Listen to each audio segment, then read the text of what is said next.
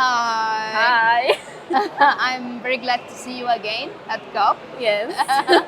After we met last year in Glasgow. Yeah, we always met at panels. At COP. We should meet outside the panels. That's true, that's true. Without the camera. So what did you did between Glasgow and now in terms of climate action and climate movement? Well, actually, I focus a lot on my local group because I think when I started to be a climate activist, it was the boom of Greta Thunberg and in general the youth movements around the world. And now that we are not a new anymore, it's such a challenge to keep surviving.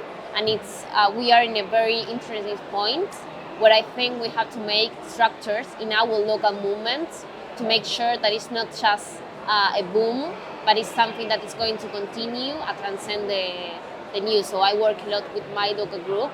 We, for example, something interesting, I live in Argentina, and Argentina is very big, and we have chapters in a lot of provinces of Argentina. So it was the first time in April that we met in person, like we made a camp, a national camp of Youth for Climate Argentina, and it was so interesting, but also amazing to meet them actually physically, and I think it helped us a lot to build a better movement in my country. What about you? What do you do?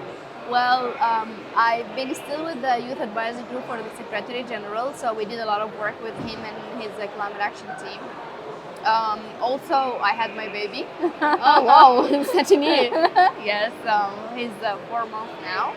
And of course, there's a lot of work on the local communities also.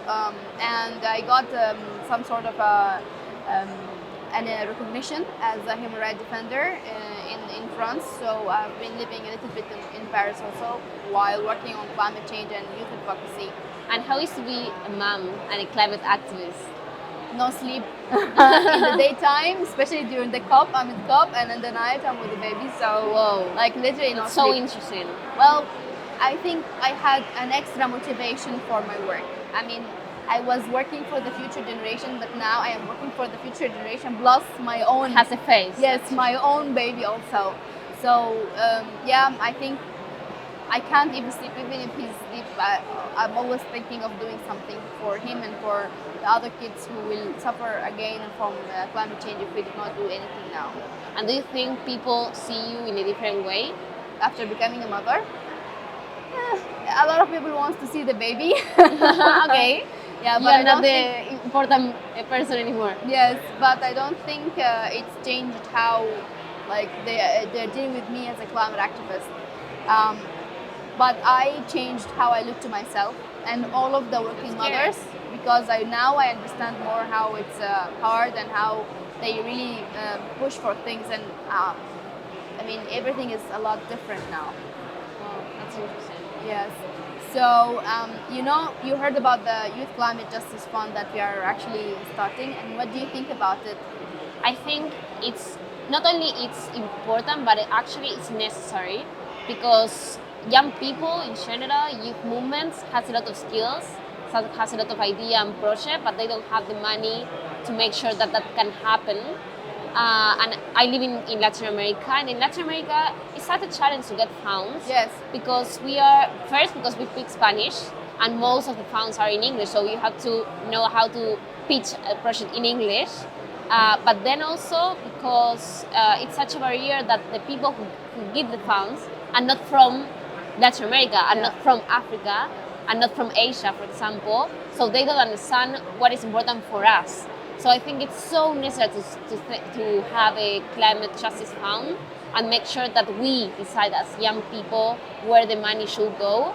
And the study that you did, I think it's so interesting. I think it's 0.7, the money of the climate finance. You can explain more, but it's crazy. It's crazy. And that's exactly why we are starting this fund, to enable young people who have language barrier, culture barrier, but also institutional barrier to actually be able to reach it.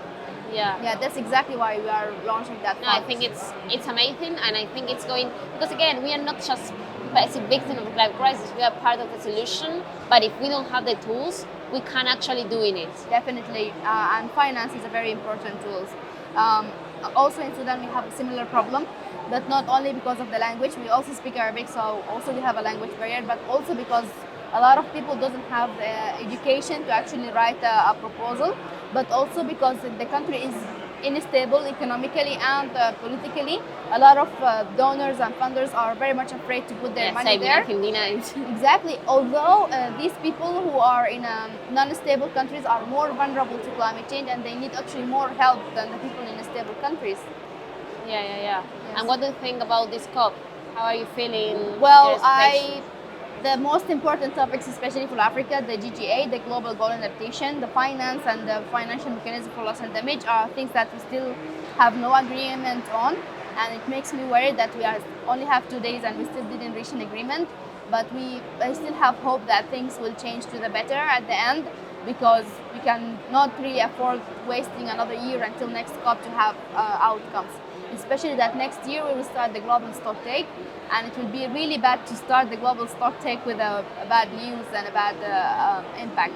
Yeah, definitely. Yeah. Especially that countries are now updating their indices without actually implementing the previous indices, which is very crazy. So why are you updating something you did not implement in the first place?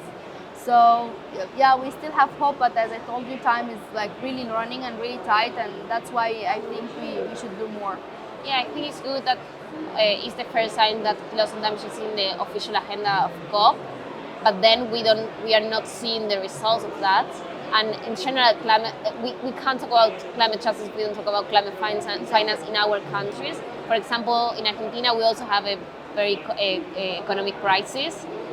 So we have to pay an enormous external debt at the same time of adaptate and mitigate the effects of the climate crisis. And that's impossible if we don't get the funds of the climate finance in general, and that those who are most responsible for this crisis pay what they break, basically. Definitely. What they broke. Yes. So it's really, really important, but I hope something is going to happen. Me too. Crossing fingers. Working together.